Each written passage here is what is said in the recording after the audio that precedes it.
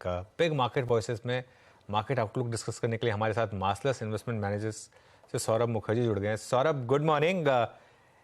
HDFC bank है क्या आपके पोर्टफोलियो में? और अगर है तो ये जो एनालिस्ट मीट हुई थी इस पर आपका क्या व्यू रहा, जो और मार्केट के रिएक्शन पर क्या व्यू रहा आपका? भारी पैमाने पे है और इसीलिए हम एग्जिस्ट करते हैं।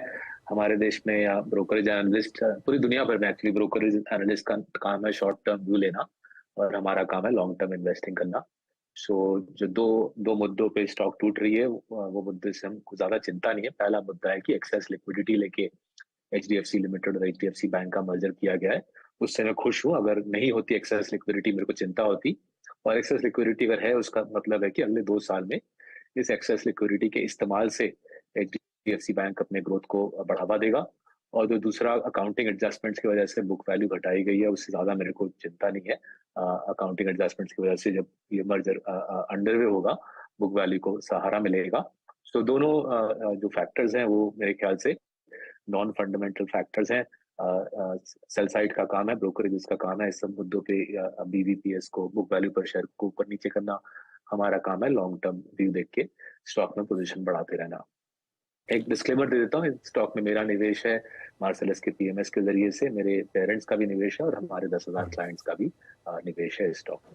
नहीं तो एक बार इस पे और डिटेल में बात करना चाह रहा था मैं, क्योंकि यहाँ पर बात हो रही थी कि मार्जिन पर भी प्रेशर आएगा और शायद थोड़ा एसेट क्वालिटी पर भी थोड़ा सा एक इम्पैक्ट आएगा, जो एक रीजंस रहे थे एचडीएफसी बैंक का एक प्रीमियम वैल्यूएशन कमांड करने के लिए। सौरभ, तो क्या एक वो थीसिस थोड़ा सा खराब हो रहा है, जो एक 4 times price to book HDFC bank को नॉर्मली हिस्टोरिकली मिलती रही है, क्या उससे अब कम, ऑलरेडी खैर कम पे ट्रेड कर रहा है, लेकिन और डी रेटिंग की यहाँ पर नियर टर्म में गुंजाइश है? तो देखिए, मार्जिन वाला थीसिस मेरे को लॉजिकल नहीं लगता। अगर एचडीएफसी बैंक के पास एक्सेस लिक्विडिटी है, and I agree excess liquidity है इनके पास, as they grow into that excess liquidity, जैसे एचडीएफसी लिमिटेड और बैंक का बुक जुड़ रहा है, as they grow into that excess liquidity, both return on assets and ROE दोनों को सहारा मिलेगा। सो ये मार्जिन का जो पॉइंट ऑफ व्यू कि निम्स क्रंच होंगे, I don't agree with that. मेरे ख्याल से ऐसा नहीं होगा।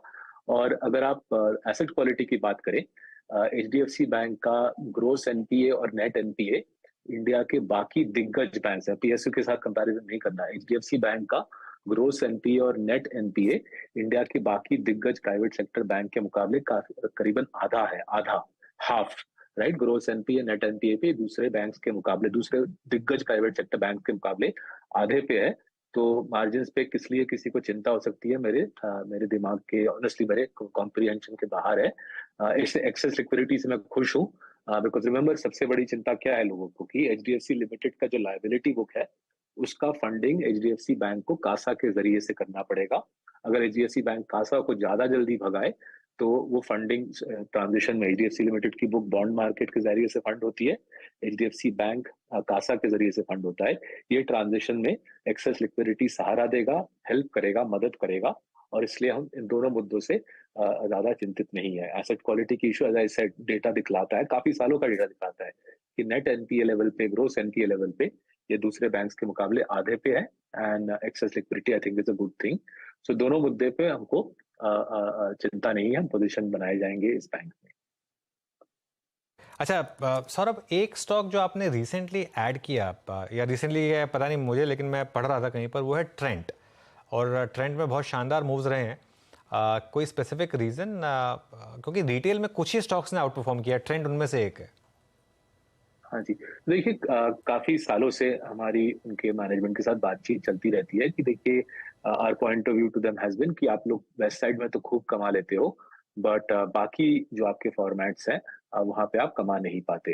तो जैसे जैसे हमारी कॉन्फिडेंस बढ़ी लास्ट 1.5 साल में, जूडियो के ब्रांचेस को विजिट करके, जूडियो के ग्रोथ को देख के, जूडियो के प्रॉफिटेबिलिटी, उस फॉर्मेट के दम को देख के, जैसे जैसे कॉन्फिडेंस बनी, हमको समझ आया कि not just west side but Zudio भी जबरदस्त कमाएगा। जूडियो करीबन आई थिंक 400-500 आउटलेट्स हैं आज। हमारे अंदाजे से ये 4 से 5 गुना और आउटलेट्स खुल सकता है। 2000 से 2500 के आसपास ज़ूडियो के आउटलेट्स खुल सकते हैं। That was our first big call कि वेस्ट साइड ही नहीं, ज़ूडियो पैसा कमा सकता है। और हमारा दूसरा बड़ा कॉल ट्रेंड पे है कि इनका जो ग्रोसरी फॉर्मेट है, जो स्टार बाजार कहलाता है, ये फॉर्मेट भी हमारे ख्याल से कुछ ही दिनों में पैसा बनाने लगेगा। ये फॉर्मेट 10 साल से लॉस मेकिंग रहा है, हमारे रिसर्च के मुताबिक स्टार बाजार फॉर्मेट में भी पैसा बनने लगेगा। ये जेवी है इनका टेस्को के साथ। सो अगर हम इंडिया के इर्द गिर्द रिटेल में देखें, मेरे को कोई दूसरा फॉर्मेट नजर नहीं आ रहा जो साउथ इंडिया के ऊपर, इंडियन वुमेन के ग्रोइंग वेल्थ के ऊपर, और जो हमारे देश में जो एस्पिरेशन है, वुमेन की, यूथ की जो एस्पिरेशन है, उसके उसके ऊपर खेल सकता है। तो नोएल टाटा और वेंकट और बाकी टीम को की सराहना करनी पड़ेगी। कमाल का फॉर्मेट बनाया है, 5-10 साल का कठोर मेहनत मेरे ख्याल से फायदा ला रहा है यहाँ पे।